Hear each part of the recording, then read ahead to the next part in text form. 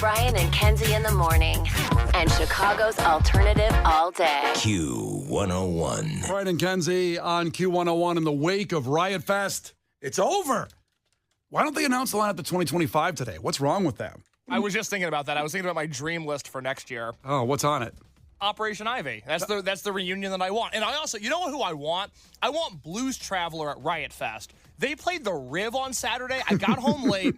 I got dinner with my girlfriend, and we're walking by the Riv, and it says Blues Traveler 30-year anniversary tour. And I thought, why aren't those guys at Riot Fest? That would kill there. You know, I had a very interesting similar moment Saturday when I saw that the Bacon brothers played Cook County Jail Saturday morning. So Kevin Bacon. I know, I put it in my prep, baby. Yeah, and I was kind of like, huh. Mr. Bacon. Why didn't they play Riot Fest? Jails have big budgets. Well, that's unfortunate to think about. I know, right? I can't touch that. Can you They're believe? like, damn it, Cook County Jail If wants only we some. were a for-profit prison, damn it. We're not going to be able to touch that. So what you're saying is Cook County Jail outbid Riot Fest for the Probably. Bacon brothers? Listen, I'm not here to start a bunch of drama. But I heard they also have the rat hole, so... It was such a unique and special event. And before we move on from it and we move forward, as we announced, tomorrow morning at 8, special performance from Tyler Joseph of 21 Pilots in the Lounge. You'll get in every day this week at 8 a.m., okay? But let's look back just for a minute on Fall Out Boy on Friday night. Sounded like this.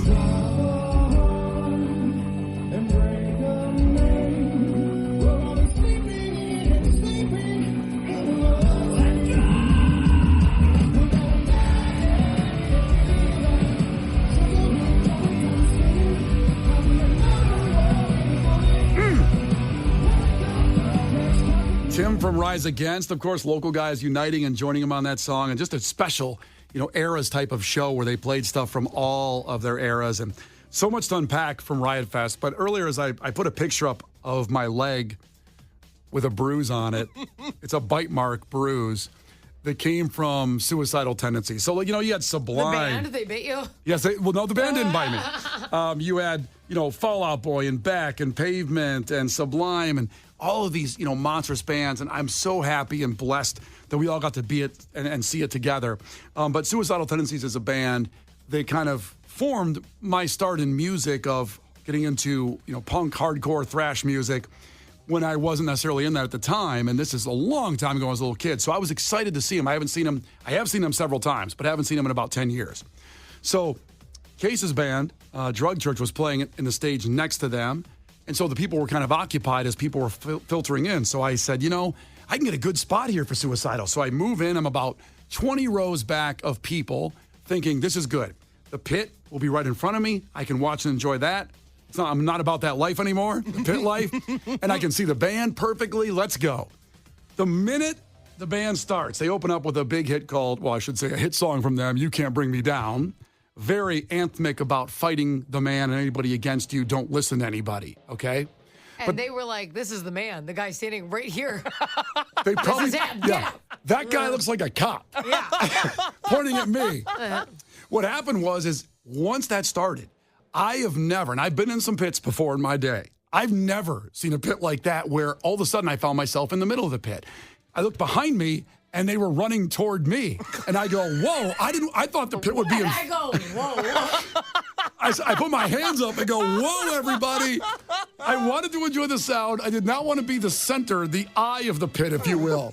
And that's what I found myself as. I mean, there were 17 guys running with a Colombian flag right toward me. They got kicked out of the NoFX set later.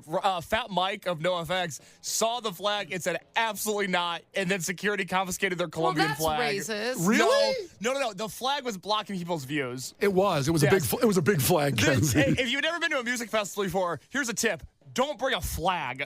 You know Hey, you know what? They're proud of their country. Damn it. That's what I'm talking about. Everyone should have to carry a flag.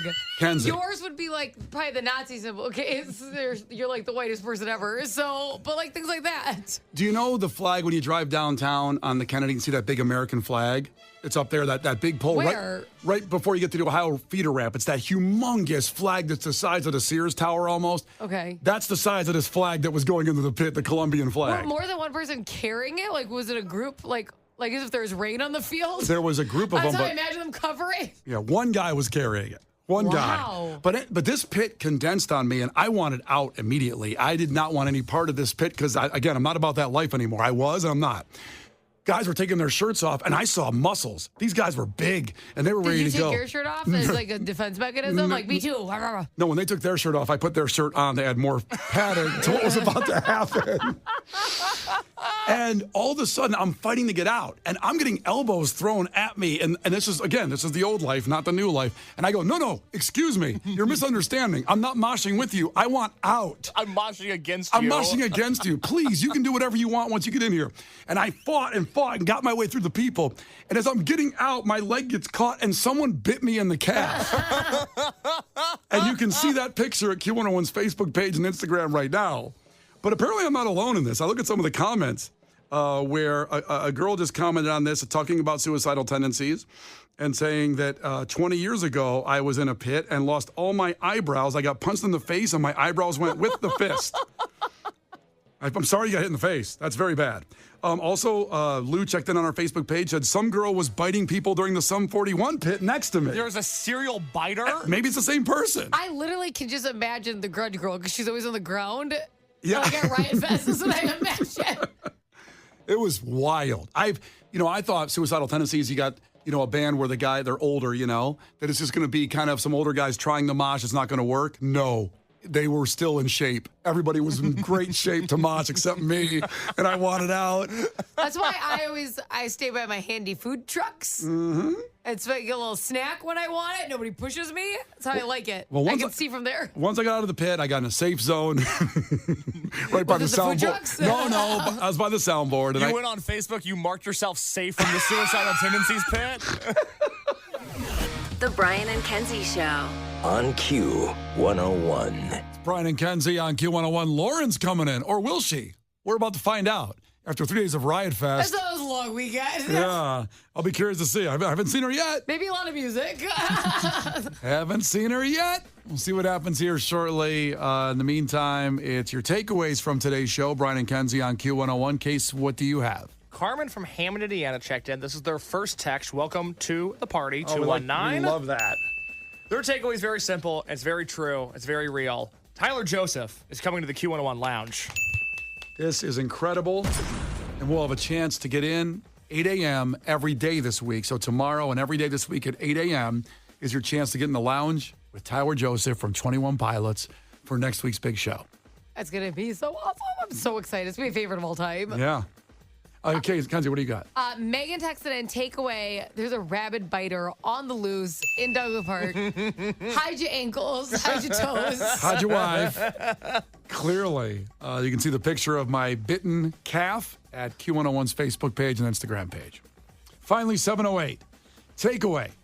The Bears season isn't over. It just looks and feels like it is. Oh, my God. Very. Oh, no. God, that cuts so deep. It just feels so early. Oh, no. Wow. I agree with that statement. I just wanted, after what we've been through in baseball season, I just wanted such a positive football season. Something. Good Lord. I was like, well, at least there's hope on the horizon. Yeah. And then it's like, okay. Case, what's on the podcast? Well, if you missed it, Brian nearly died in a pit at Riot Fest. He recounts that story and why there may be a serial biter on the loose in Douglas Park. Fitting with the takeaways, he also has plenty of excuses for the Bears season up to this point in Q101 Sports this morning. And in case you didn't catch it, we have the biggest announcement in lounge history. That and much more on the Brian and Kenzie podcast today. Go check it out. And, of course, on the Q101 app, it's real easy to get to the podcast on the scroll right down there. It's a very easy right there for you. Whether you go on Spotify or Apple, you can do it that way, too.